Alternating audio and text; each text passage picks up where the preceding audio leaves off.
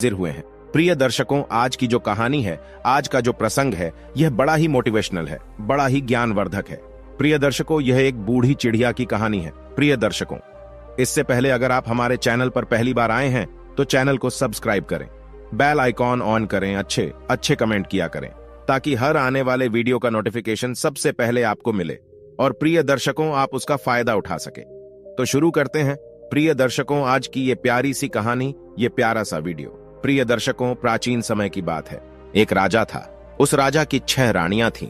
राजा का राज्य बहुत दूर दूर तक फैला हुआ था। राजा बहुत ही दयालु और धार्मिक प्रवृत्ति वाला था। वह हमेशा अपनी प्रजा की भलाई के लिए काम करता था। वह राज्य की प्रजा को अपनी संतान की तरह मानता था। राज्य की प्रजा भी अपने राजा को बहुत प्रेम करती थी। उसके राज्य की सीमाएं बहुत दूर दूर तक फैली हुई थीं। राजा के राज्य में प्रजा को किसी प्रकार कोई भी दुख नहीं था। राजा के कोई संतान नहीं थी, इसलिए राजा को हमेशा यही चिंता लगी रहती थी। संतान प्राप्ति के लिए राजा एक एक करके 6 शादियां कर चुका था, परंतु अभी तक किसी भी रानी से उन्हें संतान की प्राप्ति नहीं हुई। राजा घर में पूजा पाठ करने के साथ ही राज्य के सभी मंदिरों में जा जाकर पूजा पाठ करवाते, यज्ञ करवाते और दान धर्म करते, लेकिन फिर भी रानियां मां नहीं बन पाईं। जैसे जैसे समय बीतता जा रहा था, राजा की निराशा भी बढ़ती जा रही थी और एक समय ऐसा आया कि राजा बहुत दुखी रहने लगा। राजा के दुख से राज्य की प्रजा भी दुखी थी। उन्हें भी राजा के समान ही प्रजापालक और उत्तराधिकारी पाने की कामना थी, जो पूरी नहीं हो रही थी। उस राज्य के लोग सदा ईश्वर से उनके लिए मन से कामना करते और प्रार्थना करते हैं कि राजा के यहाँ कम से कम एक पुत्र तो जरूर पैदा हो जाए, जो उनके राज्य का आने वाला राजा बने। इसलिए उनकी प्रजा भी देवी देवताओं की आराधना करती थी, देवताओं से मनौतियां मांगती थी। राजा ने बहुत प्रयास किए, कुछ भी नहीं छोड़ा। पीर, फकीर, साधु, सन्यासी सबकी सेवा करते थे, परंतु अभी तक किसी का भी दिया हुआ आशीर्वाद राजा को नहीं फला था। एक दिन की बात है, राजा जंगल में शिकार करने के लिए निकले। शिकार करते समय वह एक हिरण का पीछा करते करते जंगल में काफी दूर निकल गए। हिरण तो उन्हें मिल नहीं पाया। वह हिरण न जाने कहां छुप गया था। राजा काफी देर तक हिरण को जंगल में इधर उधर ढूंढते रहे, लेकिन वह हिरण उन्हें कहीं नहीं मिला। काफी देर तक इस प्रकार घूमते घूमते राजा को प्यास लग गई थी। राजा अपने रास्ते से भी भटक चुके थे, फिर भी घोड़ा लेकर आगे बढ़े जा रहे थे। चारों दिशाओं में घनघोर जंगल ही जंगल था। अचानक उन्हें कहीं से कल कल की आवाज सुनाई पड़ी। राजा ने सोचा कि लगता है शायद इधर कोई झरना है। झरने की आवाज सुनते सुनते राजा उसी आवाज की दिशा में चलने लगे। कुछ दूर आगे जाने के बाद राजा को वे झरना दिखाई दे गया। झरने पर पहुंचकर राजा अपने घोड़े से नीचे उतरे और जैसे ही वह पानी पीने लगे, अचानक उन्हें वहां एक आवाज सुनाई दी। आप कौन हैं? क्या आपको दिखाई नहीं देता कि मैं यहां नहा रही हूं? आप यहां कैसे आ गए? राजा ने चौंक कर पीछे मुड़कर देखा। सचमुच अपनी प्यास के आगे उन्हें दिखाई नहीं दिया। एक लड़की झरने में नहा रही थी। उन्होंने जल्दी से अपनी आंखें दूसरी तरफ फेर ली और कहा, मुझे बहुत प्यास लगी थी, इसलिए मैं पानी पीने आ गया। मुझे क्षमा करें, मैंने आपको नहीं देखा। यदि आप बुरा नहीं माने तो मैं पानी पी लूं और फिर मैं यहां से चला जाऊंगा। वैसे भी मैं रास्ता भटक गया हूं।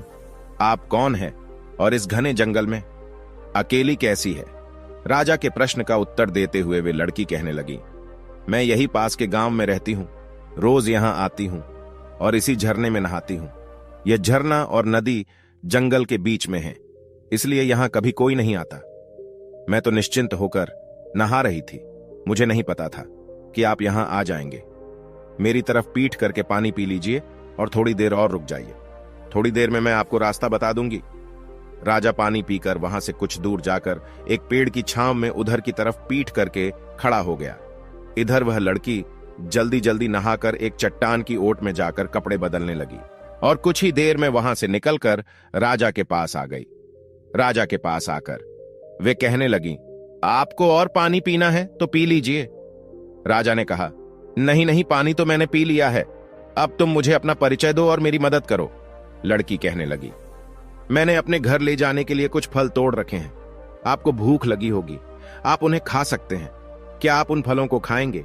अगर खाना चाहोगे तो मैं आपको दे दूंगी। ये कहकर वह लड़की राजा का जवाब सुने बिना ही टोकरी में बंधे हुए फल निकालकर झरने के पानी में धोकर खाने के लिए राजा को देने लगी। राजा लगातार मंत्र मुक्त होकर उसे देख रहा था। राजा देखता है उसने बहुत सलीके से पत्ते पर फल रखे। राजा उन फलों को लड़की से ले लेता है और उस लड़की से पूछता है, क्यों तुम नहीं खाओगी? लड़की कहती है, नहीं, आप अतिथि हैं, आप खाइए। फल खाते हुए राजा ने लड़की से कहा कि अभी तक आपने अपने बारे में कुछ नहीं बताया है, मैं तुम्हारे बारे में भी जानना चाहता हूं। लड़की कहती है, मेरा नाम रूपा है, मैं यही पास के गांव में रहती हूं। मेरे गांव का नाम कौरसी है। मेरे परिवार में सिर्फ मेरी मां है।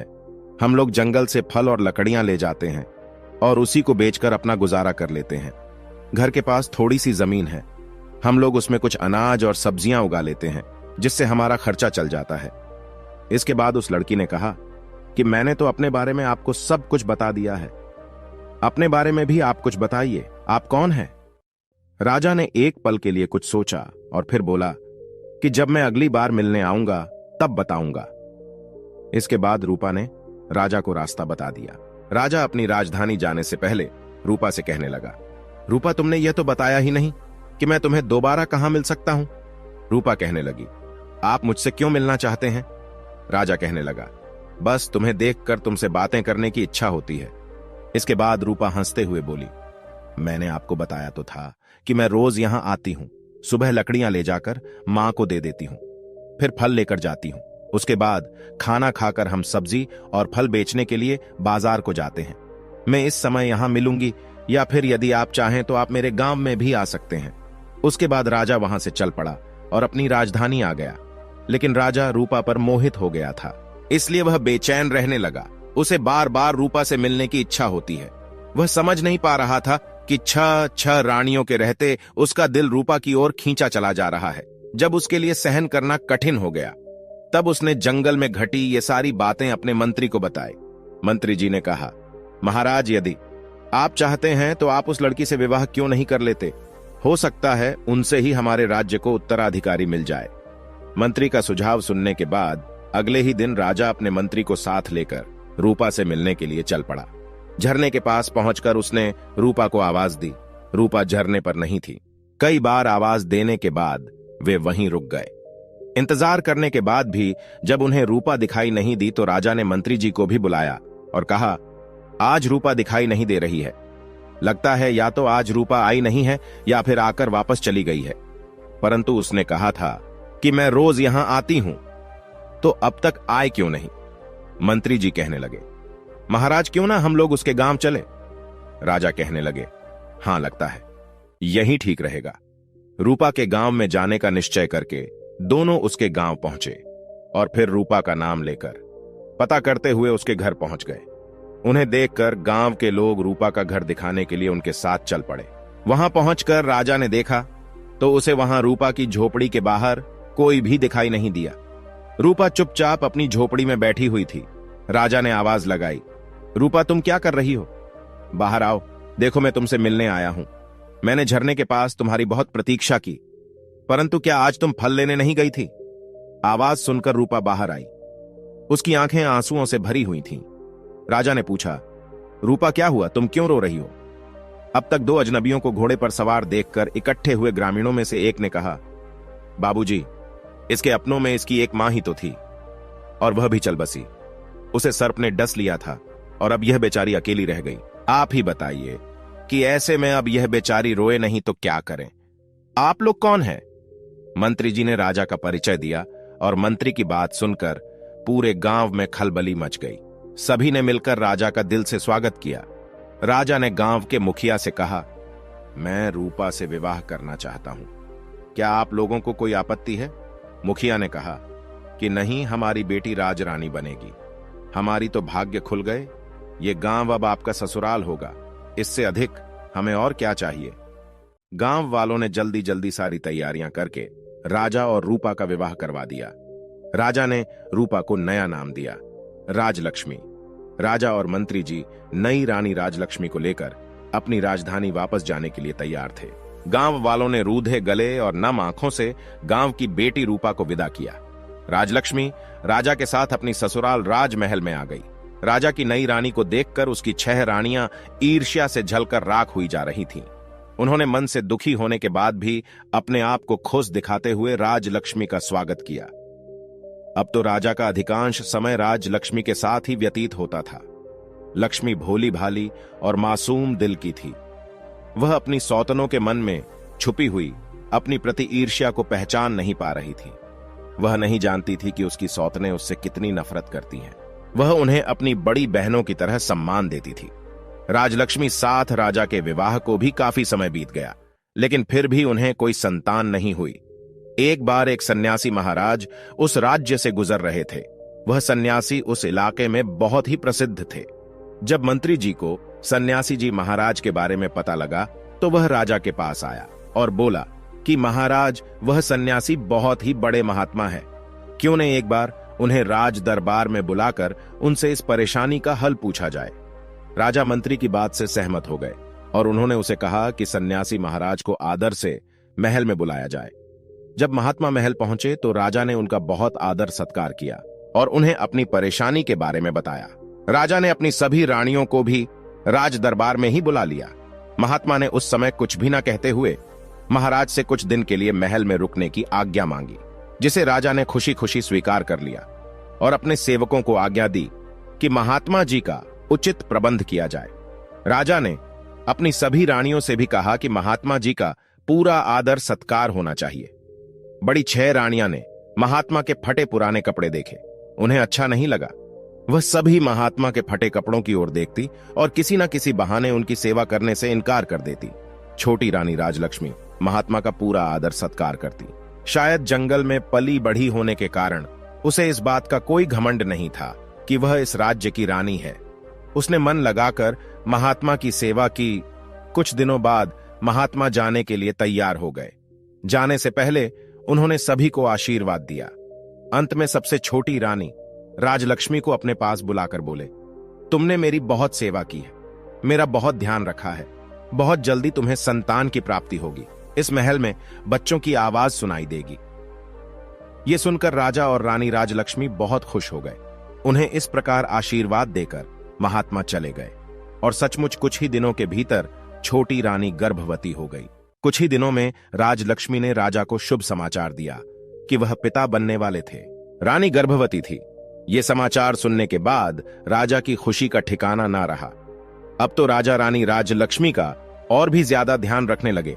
राजलक्ष्मी को किसी तरह की कोई तकलीफ ना हो, यह सोचकर उन्होंने राजमहल में सभी दासियों को इच्छा पूरी करने के निर्देश दे दिए। उन्होंने कुलगुरु को भी यहां निर्देश दिया वह प्रतिदिन रानी को धार्मिक और प्रेरित कहानी सुनाए। इस समाचार से पूरे राज्य में खुशी की लहर दौड़ गई। पूरे राज्य में लोग खुशियां मनाने लगे। चारों तरफ बधाइयों की धूम मची थी। सभी लोग खुश थे कि राज्य को वारिस मिलने वाला है। परंतु बड़ी 6 रानियां तो जलकर राख हो गई थीं। ये 6 की 6 रानियां आपस में विचार करने लगीं। अब क्या होगा? अब तो सब यही सोच रही थी कि छोटी रानी तो पहले ही राजा को बहुत प्यारी है। बच्चा होने के बाद तो इसका और अधिक ध्यान रखा जाएगा, यही पटरानी हो जाएगी। उसके बाद हम सभी का तो कोई महत्व ही नहीं रह जाएगा और ये हमें दासी की तरह समझेंगी। इस तरह से वे आपस में सलाह करके हमेशा रानी राजलक्ष्मी को परेशान करने का प्रयास करती, परंतु उनका कोई भी प्रयास सफल नहीं हो पाता था। कभी कुलगुरु के लोग रास्ते में आ जाते तो कभी प्रजा और कभी दासियां, कभी स्वयं राजा ही उनके रास्ते की रुकावट बन जाते। समय बीत रहा था और रानी की गर्भावस्था का समय भी लगभग पूरा होने को था। तभी अचानक राज्य की सीमा पर विद्रोहियों ने विद्रोह कर दिया। उनके विद्रोह को दबाने के लिए सेनापति को भेजा गया, जो कि अपने काम में असफल रहे। तब राज्य की सीमा पर स्वयं राजा को ही जाना पड़ा। राजा ने अपनी बड़ी रानी को छोटी रानी राजलक्ष्मी की उचित देखभाल करने का निर्देश दिया और विद्रोह को दबाने के लिए सेना लेकर महल से निकल पड़े। राजा के जाते ही सभी बड़ी रानियों को सुनहरा अवसर मिल गया था। अब वे छोटी रानी को गलत बातें बताती रहती और छोटी रानी से वैसे ही काम करवाती, जिससे उनके घर को नुकसान पहुंचे। एक बार कुलगुरु आते और पाठ करके चले जाते। कुलगुरु छोटी रानी को धैर्य बधाते और उनसे मधुर बातें करते हुए बच्चे के लिए आवश्यक सावधानियां बतलाकर चले जाते। रानी राजलक्ष्मी समझ नहीं पा रही थी कुलगुरु और बड़ी रानियों की बातें अलग अलग क्यों हैं, आखिर सही कौन है। दोनों की बातें एक दूसरे से बिल्कुल विपरीत है। बेसोचती कुलगुरु तो पुरुष है और रानियां तो महिलाएं हैं। महिलाओं की बातें पुरुष कहां समझ पाएंगे। इसलिए जो बड़ी रानियां कहती हैं वही सही है। उसे यही लगता कि बड़ी रानियां गलत तो नहीं बोलेगी। इसलिए वे आंखें बंद करके बड़ी रानियों की हर बात मानती रहीं। एक दिन रानी को प्रसव पीड़ा शुरू हो गई।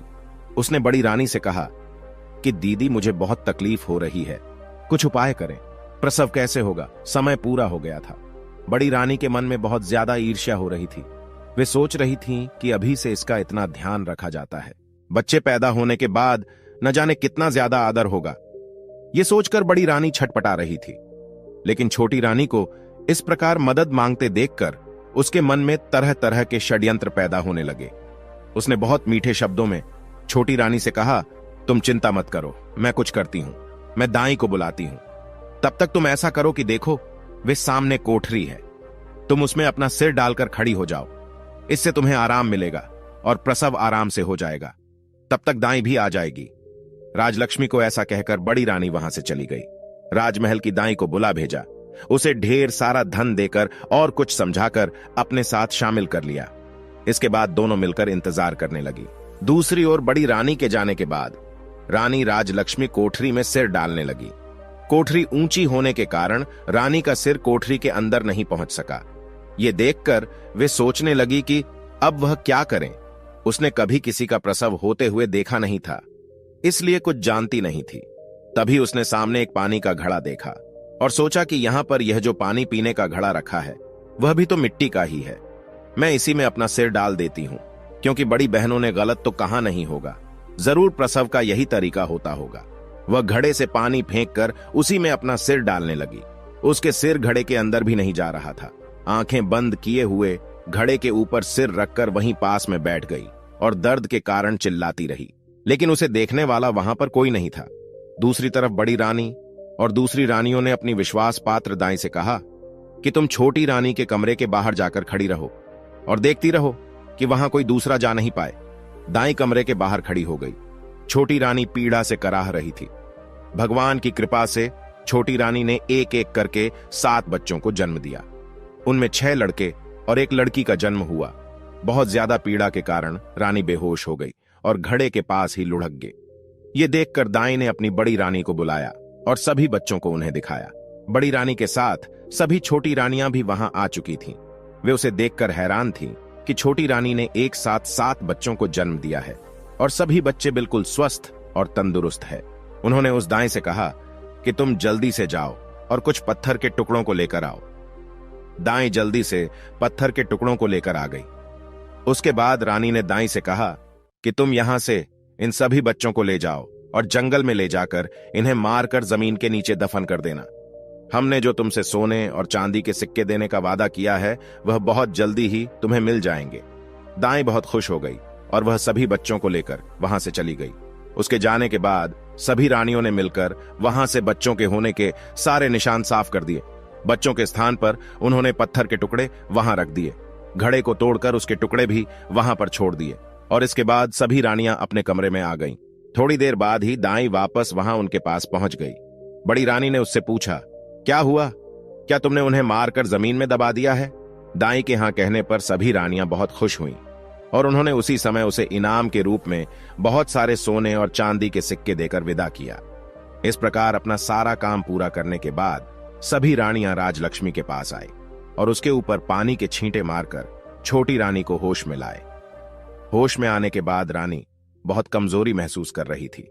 उसने बड़ी रानियों से पूछा कि मेरे बच्चे कहां हैं और मुझे लड़का या लड़की क्या हुआ है? पास में पड़े पत्थरों की ओर इशारा करते हुए रानियों ने कहा कि यह देखो, तुमने इन पत्थरों को जन्म दिया है। छोटी रानी राजलक्ष्मी ये सुनकर आश्चर्यचकित हैं। ऐसा कैसे हो सकता है कि मैंने ईंट और पत्थरों को जन्म दिया है?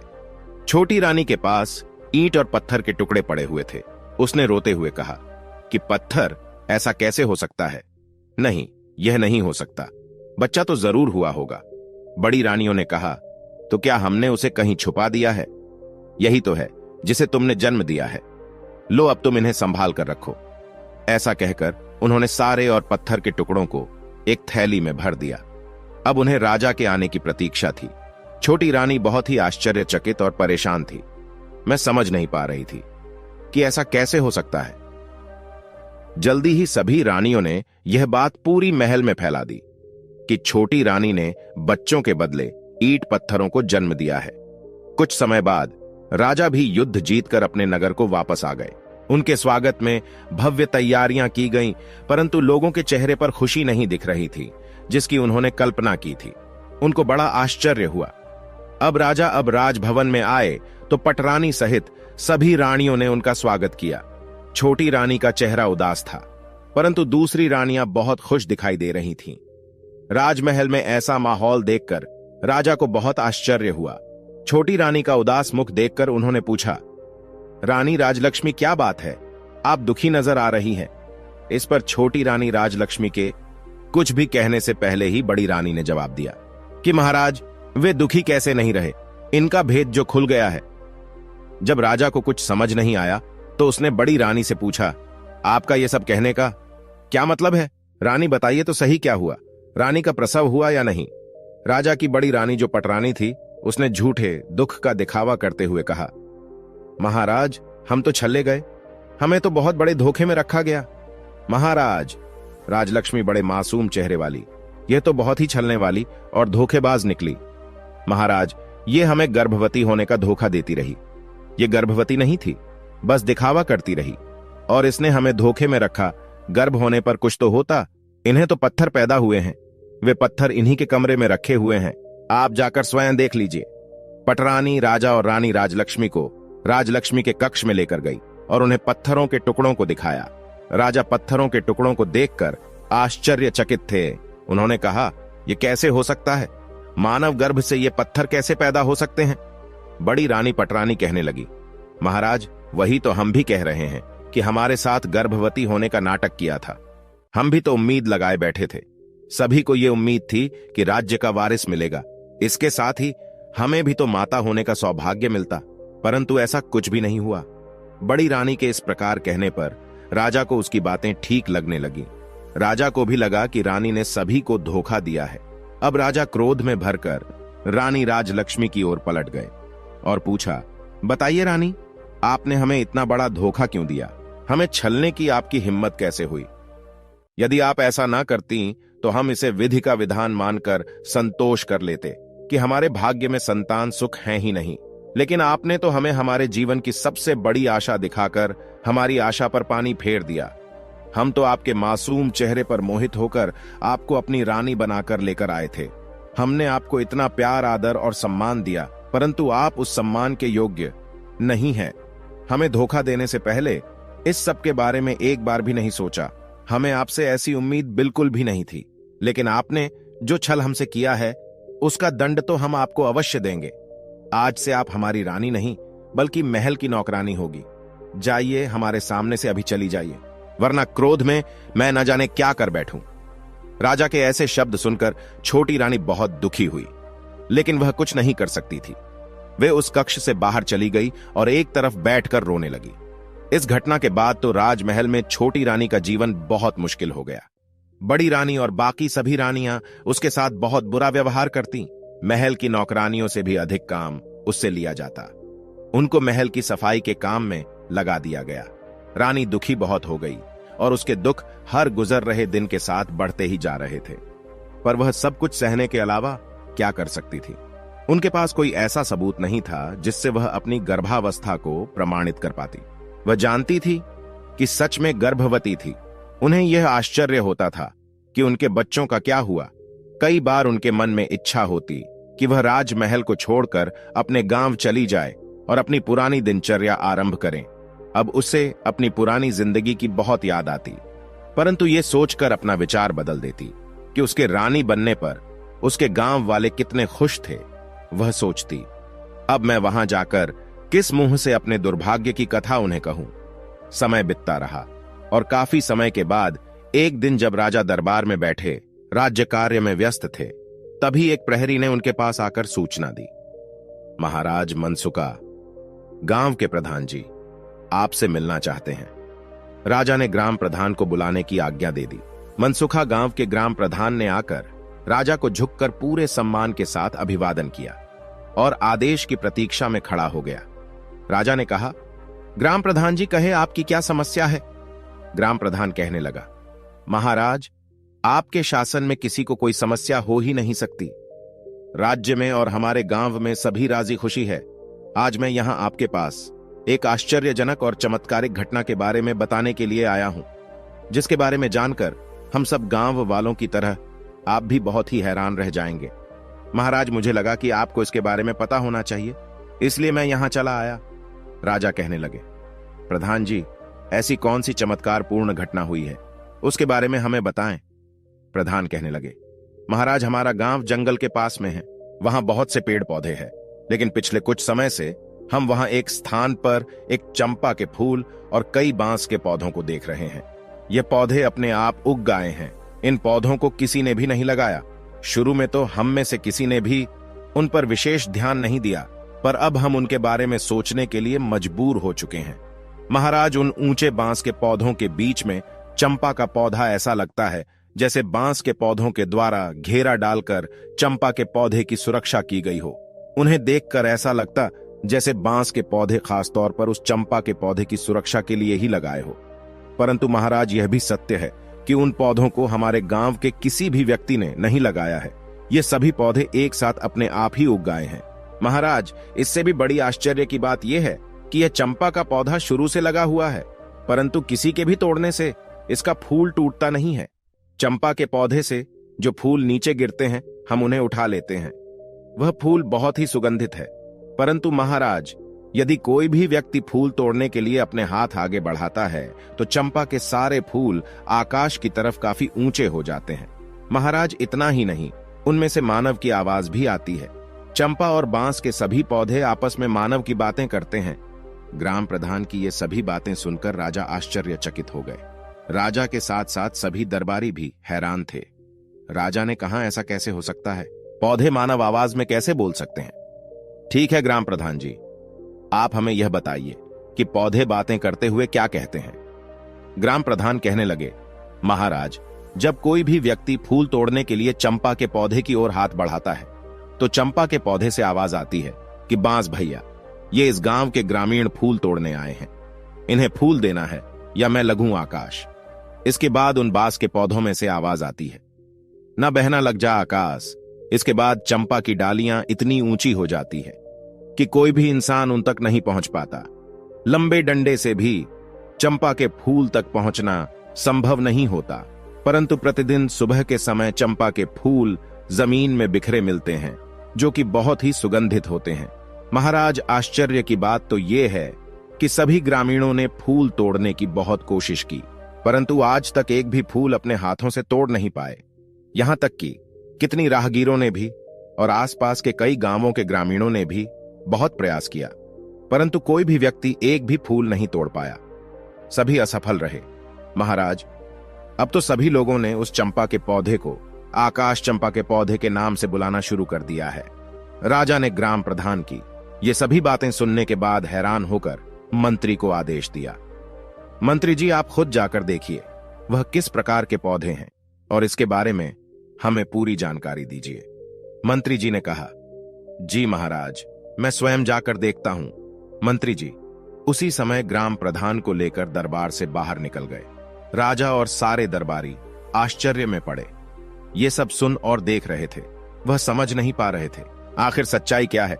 वहां से जाने के बाद राजा भी यह सोचकर अपने राज्य कार्य में व्यस्त हो गए कि मंत्री जी गए हैं, वे सब कुछ पता लगाकर आ जाएंगे। राजमहल से निकलकर जब मंत्री जी ग्राम प्रधान जी के साथ उन पौधों के पास पहुंचे तो सभी ग्रामीण भी वहां पर इकट्ठा हो गए। सुबह का समय था। मंत्री जी, ग्राम प्रधान और गांव के लोग आकाश चंपा के पौधे के पास पहुंच चुके थे। वहां पहुंचते ही चंपा के फूलों की गंध उनके नाक के नथुनों में प्रवेश कर गई। चंपा की सुगंध से वे सम्मोहित से हो गए। चंपा के पौधे के पास पहुंचकर मंत्री जी ने देखा कि ग्राम प्रधान के बताए अनुसार वहां पर एक चंपा का पौधा था और कई बांस के पौधे थे। चंपा का पौधा बिल्कुल बीच में था और बांस के पौधे उसे अपनी सुरक्षा के घेरे में लिए हुए खड़े थे। चंपा की डालियां सामान्य ऊंचाई पर थीं, जिसे मंत्री जी आराम से अपने हाथ से पकड़कर छू सकते थे और फूल भी तोड़ सकते थे। चंपा के फूल मंत्री जी के हाथों की पहुंच की सीमा में थे। पौधे के चारों ओर जमीन पर फूल बिखरे पड़े थे। मंत्री जी चंपा के फूल की सुगंध से सम्मोहित होकर चंपा के पौधे की ओर बढ़े और तोड़ने के लिए अपना हाथ आगे बढ़ाया। तभी वहां पर मौजूद सभी लोगों को चंपा के पौधे से निकलती हुई मानव आवाज सुनाई दी, जिसे सुनकर मंत्री जी के आगे बढ़े हाथ जहां के तहां रुक गए। वह आश्चर्यचकित हो उठे। वे देख रहे थे कि ये आवाज चंपा के पौधे से आई थी। चंपा के फूल के पौधे से आवाज आई थी कि हे बांस भैया। हाँ बहन चंपा। ये आवाज किनारी की ओर से बांस में से आई। उसके बाद चंपा के पौधे से आवाज आई, हमारे मंत्री जी फूल तोड़ने आए हैं, क्या मैं टूटूं या लग जाऊं आकाश? सभी बांस के पौधों में से एक साथ आवाज आई, जो बिल्कुल साफ सुनाई दे रही थी। ऐसा लग रहा था जैसे 5-6 लोग एक साथ बोल रहे हो। इन आवाजों को सुनकर मंत्री जी आश्चर्यचकित हो गए। ऐसे लग रहा था जैसे उनके हाथों के साथ साथ उनका दिमाग भी सुन्न हो गया हो। और जब वे इन आवाजों को सुन रहे थे जो कह रहे थे, ना बहन चंपा लग जा आकाश, ये वही मंत्री जी हैं जिन पर हमारी मां की जिम्मेदारी थी, लेकिन इन्होंने अपनी जिम्मेदारी पूरी नहीं की, इसलिए इनके सामने झुकना नहीं, एक भी फूलों का स्पर्श इन्हें नहीं करने देना। इसलिए बहन चंपा लग जा आकाश। और आश्चर्य, चंपा की सभी डालियां इतनी ऊंची हो गई कि अब मंत्री जी किसी भी तरह से उसके एक भी फूल को नहीं छू सकते थे। अब मंत्री जी ने चंपा के फूल तोड़ने का बहुत प्रयास किया, लेकिन बहुत कोशिश करने के बाद भी वह एक फूल भी नहीं तोड़ सके।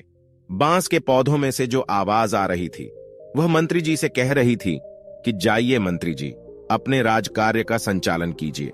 आप किसी इंसान की जिम्मेदारी लेने के योग्य नहीं हैं। मंत्री जी, आप अपनी जिम्मेदारी पूरी तरह से निभाते नहीं हैं। आपने एक बार भी ये देखने की कोशिश नहीं की कि हमारी महारानी राजलक्ष्मी गर्भावस्था के अंतिम समय में कैसे रही और उनका प्रसव कैसे होगा। ऐसे कठिन समय में उन्हें क्या क्या समस्या हो सकती है। इसलिए अब आप यहां से जाइए, हमारी दृष्टि में आपने अपराध किया है। उनकी बात सुनकर मंत्री आश्चर्यचकित थे। एक ओर उन्हें इस बात का आश्चर्य हो रहा था कि यह पौधे मनुष्य की आवाज में बात कैसे कर रहे हैं। वहीं दूसरी ओर वे यह सोचकर भी हैरान थे कि वह सचमुच रानी राजलक्ष्मी को दिन में केवल एक बार देखकर आ जाते थे। ये बात सच तो थी, लेकिन उन्हें यह समझ नहीं आ रहा था कि यह बात इन पौधों को कैसे पता चली। और वे आत्मग्लानि से भर उठे, क्योंकि उन्हें गर्भावस्था के अंतिम समय में रानी की देखभाल तथा प्रसव अपनी निगरानी में करवाना चाहिए था। अब उन्हें यह महसूस हो रहा था कि सही में उन्होंने अपनी जिम्मेदारी सही ढंग से पूरी नहीं की। अब वे सोचने पर मजबूर हो गए कि क्या रानी राजलक्ष्मी के साथ कुछ बड़ा षड्यंत्र हुआ है? क्या कुछ ऐसा है जो मैं नहीं जानते हैं? ऐसी क्या बात है? उन्होंने पौधों से पूछा कि आप ही हमें बताइए, हमसे क्या गलती हुई है और हमारे द्वारा हुई उस गलती का क्या प्रायश्चित हो सकता है जिससे हमारी भूल सुधारी जा सके। परंतु उसके बाद उन पौधों में से कोई आवाज नहीं आई। मंत्री जी पौधों से बात करने का बार बार प्रयास करते रहे। उन्होंने पौधों से कई प्रकार के प्रश्न पूछे, लेकिन उन्हें पौधों की तरफ से कोई उत्तर नहीं मिला और ना ही अब पौधों की तरफ से कोई भी आवाज आई। लेकिन चंपा की डालियां अभी भी ऊंचाई पर थीं, इसलिए मंत्री जी बहुत परेशान थे। मंत्री जी को उनके प्रश्नों के उत्तर नहीं मिले थे। निराश होकर मंत्री जी वहां से वापस जाने लगे। वहां से लौटने से पहले उन्होंने गांव वालों से कहा, मैं इस बात को महाराज से अवश्य कहूंगा और मुझे पूरा विश्वास है कि मेरी बात सुनने के बाद महाराज इस रहस्य का पता करने के लिए यहां अवश्य आएंगे। इसके बाद मंत्री जी वहां से अपनी राजधानी वापस आ गए। राजमहल वापस आकर उन्होंने महाराज को सारी बातें बताईं और कहा कि महाराज, मुझे लगता है कि राजमहल में कुछ षड्यंत्र तो अवश्य हुआ है। अब मुझे तो अपने ऊपर ग्लानि हो रही है। मुझे ऐसा लग रहा है कि जैसे मैं राजरानी की देखभाल पूरी तरह से नहीं कर पाया। आज मुझे उन पौधों की बात सुनकर ऐसा लग रहा है कुछ ऐसा हुआ है जो हम लोग नहीं जानते। इस बारे में मैंने अपनी तरफ से जाने की पूरी कोशिश की, लेकिन उन्होंने मुझे कुछ नहीं बताया। इसलिए महाराज, मेरा आपसे अनुरोध है कि आप एक बार अवश्य वहां चले और स्वयं देखें। हो सकता है वह आकाश चंपा आपको सारी बात बता दे। मंत्री की पूरी बात ध्यानपूर्वक सुनकर राजा ने कहा, ठीक है, हम स्वयं चलेंगे और अपने साथ अपनी रानियों को भी लेकर चलेंगे। हम सारे लोग वहां चलकर देखेंगे। मंत्री जी समझ नहीं पा रहे थे कि अब वह क्या करें। उन्होंने फिर से कोशिश करते हुए महाराज से कहा कि महाराज, यदि आप उनकी सूरत नहीं देखना चाहते तो ना देखें, लेकिन उन्हें अपने साथ अवश्य लेकर चले, क्योंकि महाराज, मुझे लगता है राजमहल में कुछ षड्यंत्र हुआ है। और उसका पता हमें नहीं चल पाया है। महाराज, मुझे दुख है कि अनजाने में मैं भी इस षड्यंत्र में शामिल हो गया हूं। इसलिए तो चंपा और बांस ने मुझे जिम्मेदारी नहीं निभाने वाला इंसान कहा। इसलिए महाराज, आप मेरी इतनी सलाह मानकर मुझ पर उपकार कीजिए। हो सकता है इससे मुझे अपनी भूल सुधारने का अवसर मिले और मेरे किसी अनजाने पाप का प्रायश्चित हो जाए। मंत्री की भावनाओं को समझते हुए महाराज ने कहा कि ठीक है मंत्री जी, अगर आप उन्हें साथ ले जाना चाहते हैं तो ले जा सकते हैं, लेकिन इतना ध्यान रहे कि वह मेरी नजरों के सामने ना आने पाए। इस प्रकार राजा और मंत्री के बीच चंपा के पास जाने का दिन और समय तय हो गया। राजा और मंत्री के वहां जाने की तैयारी होने लगी। निश्चित दिन पर और नियत समय पर राजा अपनी रानियों के साथ आकाश चंपा का रहस्य जानने के लिए निकल पड़े। आगे आगे रथ में स्वयं राजा, उनकी पटरानी तथा पीछे 5 रानियों की पालकी थी। उनकी कई प्रमुख सभा सदस्य भी उनके साथ जा रहे थे। राजा के आदेशानुसार छोटी रानी राजलक्ष्मी को उन दासियों के साथ जाना था, परंतु मंत्री जी ने उनके जाने की व्यवस्था अपने परिवार के साथ की थी और सम्मान सहित एक पालकी में अपने परिजनों के साथ उनकी यात्रा सुनिश्चित की। मंत्री जी को कहीं ना कहीं अब भी अपने आप पर ग्लानि आ रही थी। उन्होंने गर्भ अवस्था में रानी की पूरी तरह से देखभाल नहीं की थी और उन्होंने रानी की प्रसव की सही व्यवस्था नहीं की थी। उन्हें पूर्ण विश्वास हो गया था कि रानी ने राजा को धोखा नहीं दिया है, उनके साथ छल हुआ है। प्रसव तो अवश्य हुआ है, लेकिन इसके साथ ही छोटी रानी राजलक्ष्मी राजमहल में किसी गहरे षड्यंत्र की शिकार हुई है। राजा का काफिला चल दिया और गांव के पास आकर रुका। वन के बाहर गांव की सीमा पर पड़ाव डाला गया। गांव के ग्रामीण परिवार के स्वागत में जुट गए। अगले दिन प्रातःकाल यह काफिला आकाश चंपा के पास पहुंचा और सभी लोग उनके चारों ओर घेरा डालकर बैठ गए। आज भी आकाश चंपा के फूल जमीन पर बिखरे हुए थे और उनमें से निकल रही मनमोहक सुगंध हवा पूरे वातावरण को सुगंधित कर रही थी। चंपा की सुगंध से वहां उपस्थित सारे लोग उल्लासित थे। अब राजा भी आकर चंपा के रहस्य को जानने के लिए बेताब थे। सभी रानियां राजा के पास बैठी थीं, परंतु सिर्फ छोटी रानी राजलक्ष्मी उनके पास न बैठकर मंत्री जी की पत्नी के साथ बैठी थी। तभी पटरानी ने महाराज से कहा, महाराज, यदि आपकी आज्ञा हो तो मैं कुछ फूल ले लूं। राजा ने कहा, हां रानी साहिबा, क्यों नहीं, आप अवश्य फूल तोड़िए।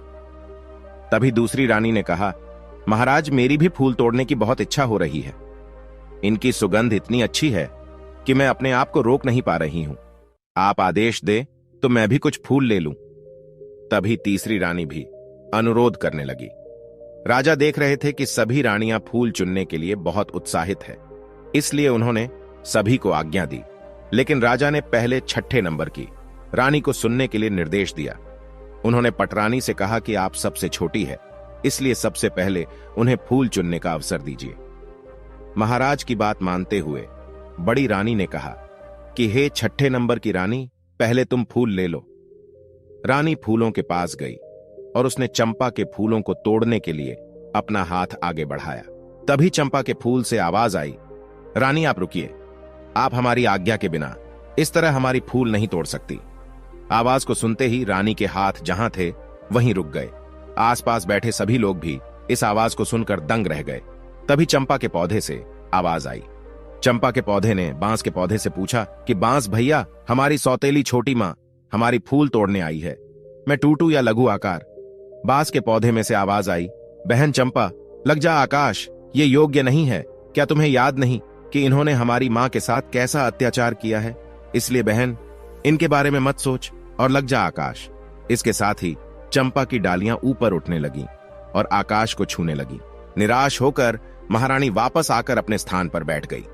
इसी प्रकार से 5वीं, 4थी और दूसरी रानी भी हार मानकर अपने स्थान पर बैठ गई। इसके बाद आई सबसे बड़ी रानी। उन्होंने अपने हाथ पौधे की ओर बढ़ाए, परंतु पहले ही कहा, सभी सुने, मैं इस राज्य की महारानी और महाराजा की पटरानी हूं। इस राज्य में जो कुछ भी है उन सब का उपयोग सबसे पहले मैं करती हूं, या वे मेरी अनुमति से किसी और को प्राप्त होता है। इसलिए चंपा, अपनी डाली को नीचे झुका और मुझे फूल लेने दे। इस बार चंपा की डालियों से आवाज आई, भैया बास, हमारी सौतेली मां हमें फूल देने के लिए चेतावनी के साथ धमका रही है, हमें अपना आदेश मानने के लिए कह रही है। तुम क्या कहते हो? हमें इनका आदेश मानना चाहिए या नहीं? ना बहना, तुम्हें आदेश देने का इनके पास कोई अधिकार नहीं है। पटरानी है राजा की और अपने राज्य की, और हम इनके राज्य की प्रजा नहीं है, और हम कोई वस्तु भी नहीं है जो इनके उपयोग में आना आवश्यक हो। क्या तुम्हें याद नहीं है? उनके आदेश से तो सारा काम हुआ है। इन्होंने ही तो हमारी मां को सबसे ज्यादा दुख दिया है, और इन्होंने ही हमें वन में भेजकर हमारी मृत्यु का रास्ता तैयार किया था। ये तो महारानी बनने के लायक भी नहीं है। रानी और महारानी राज्य की जनता की मां होती है, इसीलिए पूरी प्रजा भी उनकी संतान बनकर उनके आदेशों का पालन करती है। परंतु इन्होंने तो माता होने का अपना कर्तव्य ही नहीं निभाया। ये तो हमारी संघारक है, हमें मारने वाली है। इन रानियों के हाथों में तुम अपने सुगंधित फूलों को कैसे दे सकती हो? इसलिए बहन, तुम झुकना मत, तुम आकाश में ही रहो। तुम्हें इनका स्पर्श भी नहीं होने देना चाहिए। सभी के सामने ये सभी बातें सुनकर बड़ी रानी का सर लज्जा से झुक गया। राज्य के सभी सभासदों, राज्य की जनता और ग्रामीणों के समक्ष उनका इतना अपमान हुआ जो उन्हें बिल्कुल भी अच्छा नहीं लगा। परंतु इस पौधे को कोई दंड भी तो नहीं दे सकती थी। उसकी इच्छा तो ये हो रही थी कि बांस और चंपा के पौधे के टुकड़े टुकड़े करवा दें, लेकिन वह मजबूर थी, इसलिए चुपचाप आकर अपने स्थान पर बैठ गई। अब चंपा की डालियां वापस पहले की तरह पहले वाली अवस्था में सामान्य ऊंचाई पर आ गई। अब राजा खुद उठे और फूल तोड़ने के लिए आगे बढ़े। जब उन्होंने चंपा के पौधे के पास जाकर फूल तोड़ने के लिए अपने हाथ आगे बढ़ाए, तभी चंपा के पौधे से आवाज आई, नाना महाराज, आप ये भूल कभी मत कीजिएगा। आपको फूल तोड़ने से रोकने के लिए मैं अपने भैया से अनुमति नहीं लूंगी। यदि भैया अनुमति दे भी देंगे तो भी मैं आपके हाथों में नहीं आऊंगी। इसलिए आप अपने हाथ पीछे ही रखिए, फूल तोड़ने का विचार त्याग दीजिए। राजा आश्चर्यचकित होकर सोचने लगे, आखिर ऐसा क्या हुआ कि उनको रोकने के लिए चंपा अपने भाइयों से भी अनुमति नहीं लेगी और बिना अनुमति के ही उन्हें रोक देगी। उन्होंने पूछा, मैं इस देश का राजा हूं, तुम मुझे यह बताओ कि जब मैंने कभी भी किसी के साथ अन्याय नहीं किया। मैं अपनी प्रजा को अपनी संतान मानता हूं और संतान की तरह उनकी देखभाल भी करता हूं। मैंने कभी किसी पशु पक्षी को भी तकलीफ देने की नहीं सोची, परंतु तुम ऐसा क्यों कह रही हो? इस बार चंपा के पौधे से आवाज आई कि आप अपनी पूरी प्रजा को संतान मानते हैं, परंतु आप उसी पर विश्वास करते हैं जो दूसरे आपसे कहते हैं। आप कभी भी सच्चाई जानने की कोशिश नहीं करते। आपने प्रजा को संतान माना, लेकिन आपने आपकी अपनी संतान की खोज खबर करने की कभी भी कोशिश नहीं की। आपने कभी यह जानने की कोशिश नहीं की कि आप अपनी संतान कहां है, आपकी अपनी संतान कैसी है। आप ही बताइए, क्या कभी आपने यह सब जानने का प्रयास किया? आप अपने राज्य की सुरक्षा करने की बात करते हैं, लेकिन आप तो अपनी गर्भवती पत्नी की सुरक्षा नहीं कर पाए। आपने एक सच्ची नारी का विश्वास नहीं किया और उन्हें धोखेबाज कहकर नौकरानी बना दिया। इस प्रकार हमारी मृत्यु के षड्यंत्र में आप भी शामिल हो गए। महाराज, जब आप अपनी पत्नी को ही सुरक्षा नहीं दे पाए तो किसी और को क्या सुरक्षा दे पाएंगे? राजा ने पूछा, तो क्या अब आपके फूलों को कोई नहीं तोड़ पाएगा? चंपा के पौधे ने कहा, यह जानने का अधिकार आपको नहीं है, इसलिए आप वापस जाएं और अपने राज्य का संचालन करें, युद्ध लड़े। आपकी प्रजा, आपकी संतान आवश्यक है, लेकिन उस प्रजा की, उस संतान की देखभाल करने के कारण आप अपनी संतान की, अपने होने वाले बच्चों की रक्षा नहीं कर पाए। इसलिए आप यहां से जाइए। राजा के पास कहने के लिए आप कोई शब्द नहीं थे, इसलिए वे अपने स्थान पर आकर चुपचाप बैठ गए। अब मंत्री जी ने राजा से कहा, महाराज, अब आप यदि आदेश दे तो हम छोटी रानी राजलक्ष्मी को एक बार फूल तोड़ने के लिए पौधे के पास भेज दें। राजा कुछ उत्तर देते उससे पहले ही पटरानी बोल उठी। पटरानी ने कहा, मंत्री जी, जो फूल महाराज के हाथों भी नहीं टूटे, वे इस धोखेबाज के हाथों कैसे टूटेगी? मंत्री जी ने प्रश्नवाचक दृष्टि से महाराज की ओर देखा।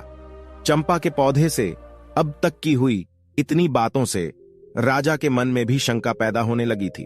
उनके मन में भी कहीं ना कहीं यह विचार आने लगा था कि कहीं रानी राजलक्ष्मी के साथ सच में कोई षड्यंत्र तो नहीं हुआ था। उन्होंने अपनी शंका दूर करने का निर्णय लिया और फिर उन्होंने इसके लिए मंत्री जी को अनुमति दे दी।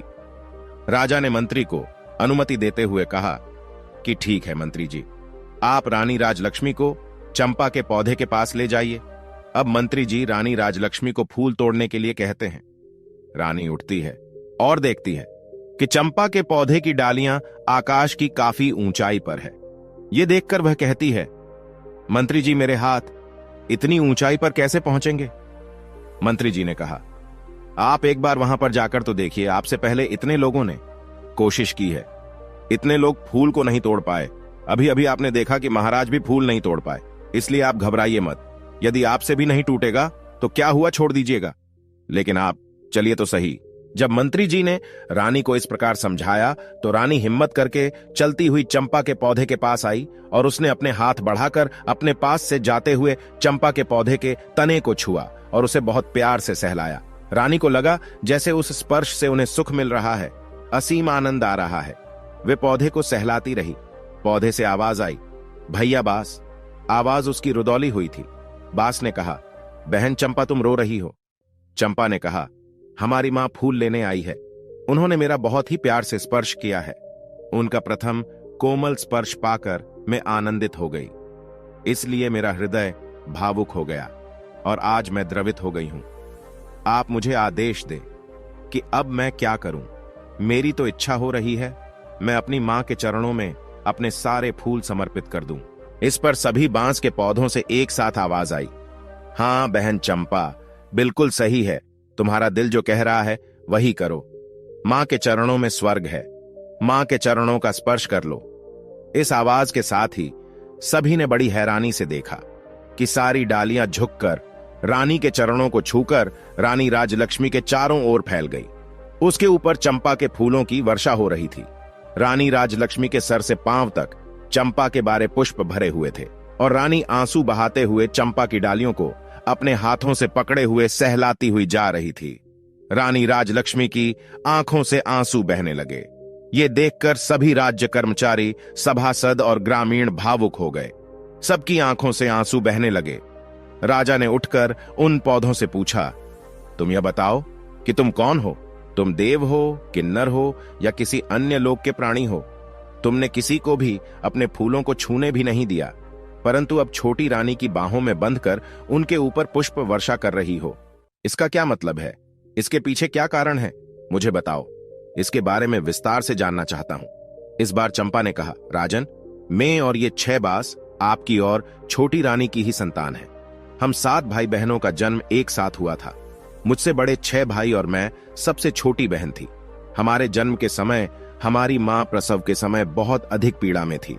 हमारी मां ने आपकी पटरानी और इस राज्य की महारानी से अपनी सहायता करने के लिए निवेदन किया, तो पटरानी ने हमारी मां को कोठी में मुंह में डालकर खड़ी हो जाने के लिए कहा था।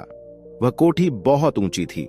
ऊंची होने के कारण मेरी मां ने जो पानी पीने का घड़ा था उसमें अपना सिर डालने की कोशिश की, लेकिन उस घड़े का मुंह भी छोटा होने के कारण उनका सिर तो अंदर नहीं गया, परंतु वह घड़े के ऊपर सर रखकर दर्द से कराती रही। उनकी परेशानी को देखने के बाद भी उनकी सहायता किसी ने नहीं की। ईश्वर की कृपा से हम 7 भाई बहन का जन्म उसी अवस्था में हो गया। महारानी ने तो सोचा था हमारी मां अपने सिर को कोठी में रखेगी और ऊंचाई से हमारा जन्म होगा और ऊंचाई से गिरने के कारण हम बच्चों की मृत्यु हो जाएगी, परंतु ऐसा नहीं हो सका और हम सब जीवित रहे। परंतु मां उस अवस्था में दर्द से बेहोश होकर भूमि पर गिर पड़ी थी। तब महारानी ने एक दाई को बुलाया। महारानी ने उसे दाई को धन का लालच देकर हमें मारकर जंगल में जमीन में दबाने के लिए कहा। दाई को भेजने के बाद कुछ पत्थरों के टुकड़ों को वहां हमारी मां के पास रख दिया, जिससे हमारी मां को कभी पता नहीं चला कि हम लोगों ने जन्म लिया था। वो कभी भी समझ नहीं पाई कि उनके बच्चे आखिर गए तो कहां गए। आपने भी दूसरों की बातों पर विश्वास करते हुए उन्हें धोखेबाज कहा। इसके बाद राजा ने उनसे पूछा कि जब दाई तुम लोगों को मारकर जमीन में दबा दिया था तो फिर तुम लोग पौधे कैसे बन गए? इस पर चंपा कहने लगी, महाराज, ईश्वर की लीला बड़ी विचित्र है। जब दाई हमें लेकर आई तो अचानक जोरों की आंधी आ गई। वे दाई हमें मारकर राजमहल के बगीचे में ही दबाना चाहती थी, परंतु राजमहल के बगीचे में ऐसा करते हुए कोई देख ना ले, इसी डर की वजह से वह हमें लेकर इस वन में चली आई। यहां आने पर जब मैं कुदाल से मिट्टी खोद रही थी, तभी आकाश मार्ग से परियों की रानी अपनी सखियों के साथ वन भ्रमण के लिए आ रही थी। उनकी दृष्टि हम पर पड़ी तो उन्होंने हमें उठा लिया और उनकी शक्तियों के असर से बहुत जोर की आंधी चल पड़ी। दाई हमें खोजती रह गई। हमारे नहीं मिलने पर उसने सोचा शायद हम भयंकर आंधी में कहीं उड़ गए हैं, इसलिए महल में जाकर उसने महारानी से झूठ बोल दिया। उसने हमें मारकर जमीन के अंदर दबा दिया है, क्योंकि उसे डर था कि सच्चाई जानकर महारानी उसे मरवा देंगी। दाई के वहां से जाने के बाद परियों की रानी ने मेरे भाइयों को बांस में बदल दिया और मुझे चंपा के फूल का पौधा बना दिया। उनकी कृपा से हमें सभी बातें याद हैं और हम सभी को पहचान कर उनके अनुसार अपना व्यवहार कर पा रहे हैं और मानव की आवाज में बोल पा रहे हैं। राजा कहने लगा, तो क्या तुम लोग अपने असली रूप में नहीं आ सकते? चंपा कहने लगी, महाराज, हम अपने असली रूप में आ सकते हैं अगर हमारी मां सभी बांस से एक एक पत्ती और मेरे पौधे से एक पत्ती ले। फिर इन सभी 7 पत्तियों को गोलाई में रखकर परियों की रानी का नाम लेकर प्रार्थना करेंगी और कहेंगी, हे परी रानी, मेरे बच्चे मुझे वापस कर दो, तो हम सभी पुनः अपने असली रूप में आ जाएंगे। उसकी बात सुनते ही रानी राजलक्ष्मी ने बांस और चंपा के पौधों से एक एक पत्ती ली और उन्हें गोलाई में सजाया और स्वयं उनके समक्ष बैठ गई और हाथ जोड़कर पूरी श्रद्धा के साथ बोली, हे परी रानी, मैं पूरी जिंदगी आपकी सेवा करूंगी, आपकी पूजा करूंगी, फिर भी आपके उपकार का मैं प्रतिकार नहीं कर पाऊंगी। आपने मेरे ऊपर इतना बड़ा उपकार किया है, आपने इतने दिन मेरे बच्चों को संभाल कर रखा, अब कृपया इन्हें मेरे आंचल में डाल दो। मां परी रानी, मुझे मेरे बच्चों से मिला दो। आश्चर्य! पल भर में देखा गया बांस के पौधे और चंपा का पौधा विलीन हो गया। वहां पर लगभग 5 जवा 6 वर्ष के उम्र के 6 बालक और बालिका उपस्थित दिखे। रानी और राजा ने आगे बढ़कर सभी बच्चों को अपनी बाहों में समेट लिया। रानी राजलक्ष्मी की तो हिचकियां बंधी हुई थीं, वे तो रोए जा रही थीं। राजा भी बच्चों को अपने सीने से लगाए अपनी आंखों से आंसू वर्षा किए जा रहे थे। गांव की जनता, सभासद, सभी रानियां बिल्कुल मौन होकर यह दृश्य देख रहे थे। कुछ देर के बाद जब राजा होश में आए तब उन्होंने वहीं पर अपना दरबार लगा दिया और गांव दरबार में पहला राज्य आदेश दिया कि सभी 6 रानियां रानी बनने के योग्य नहीं हैं, इसलिए आज से और अभी से मैं इनका परित्याग करता हूं। छोटी रानी राजलक्ष्मी को इतने दिन जो कष्ट सहन करने पड़े उसके लिए मैं उनसे क्षमा मांगता हूं और उन्हें पटरानी बनाता हूं। शेष सभी 6 रानियां को राजकुमार और राजकुमारी की हत्या के षड्यंत्र रचने के लिए दोषी मानते हुए उन्हें मृत्यु दंड दिया जाता है। महाराज ने अपने महामंत्री से कहा, मेरे आदेश का तुरंत पालन किया जाए। रानी राजलक्ष्मी जो अब तक अपने बच्चों को अपनी बाहों में समेटे अपने सीने से लगाए बैठी आंसू बहा रही थी, उसने अचानक से अपना सिर उठाया और कहा, महाराज, आज मेरे लिए प्रसन्नता का बहुत बड़ा दिन है, क्योंकि आज मेरे बच्चे मुझे वापस मिल गए। आज के इस प्रसन्नता भरे दिन में मैं किसी के लिए काला दिन नहीं लाना चाहती, इसलिए आपसे मेरा एक अनुरोध है। मेरा यह अनुरोध स्वीकार कर लीजिए कि बड़ी रानियों को मृत्युदंड ना दें, अन्यथा इनका दोष हमारे बच्चों, हमारी राज्य और राज्य की जनता पर हमेशा के लिए ग्रहण की तरह छाया रहेगा। इसलिए महाराज, इन सबको क्षमा कर दीजिए। राजा ने कहा, रानी, आपका दिल बहुत विशाल है, इसमें सबके लिए क्षमा है, परंतु राजकार्य में क्षमा करने से दोषी दूसरी बड़ी परेशानी खड़ी करते हैं, इसलिए इन्हें क्षमा दान तो नहीं दिया जा सकता, परंतु आपके अनुरोध पर इनका दंड कुछ कम करके आजीवन कारावास में बदल रहा हूं। जब तक जिंदा रहेंगे कारावास में रहेगी। इस कारावास में इन्हें एक समय का भोजन मिलेगा, परंतु कारावास के बाहर एक पल के लिए भी निकल नहीं पाएंगी, यही इनका दंड होगा। इसके बाद राजा और रानी राजलक्ष्मी ने सभी ग्रामीणों को अपनी तरफ से कई उपहार दिए और सभी मंत्रियों और दास दासियों के साथ राजधानी लौट आए। आते समय दृश्य बदल चुका था। राजा के साथ रानी राजलक्ष्मी थी, उनके साथ ही बच्चे घोड़े पर सवार थे और 6 रानियां बंदी की अवस्था में सैनिकों के बीच चलती हुई पैदल महल की ओर जा रही थीं। रात में पहुंचने पर उन्हें कारावास में डाल दिया गया। राजा रानी राजलक्ष्मी के साथ सुखपूर्वक 7 बच्चों और राज्य की जनता का पालन करते हुए अपना जीवन बिताने लगे। रानी राजलक्ष्मी के दिन जैसे फिरे, भगवान की कृपा से सभी लोगों के जीवन में भी खुशियां आ गईं। भगवान अच्छों के साथ हमेशा अच्छा करते हैं, बुरे काम का परिणाम बुरा ही होता है। दोस्तों, हमारी ये कहानी यहीं पर समाप्त होती है। आशा करते हैं आपको हमारी यह कहानी पसंद आई होगी। आपको हमारी यह कहानी कैसी लगी कमेंट करके जरूर बताएं। आपको हमारी ये कहानी पसंद आई हो तो वीडियो को लाइक करें, चैनल को सब्सक्राइब करें।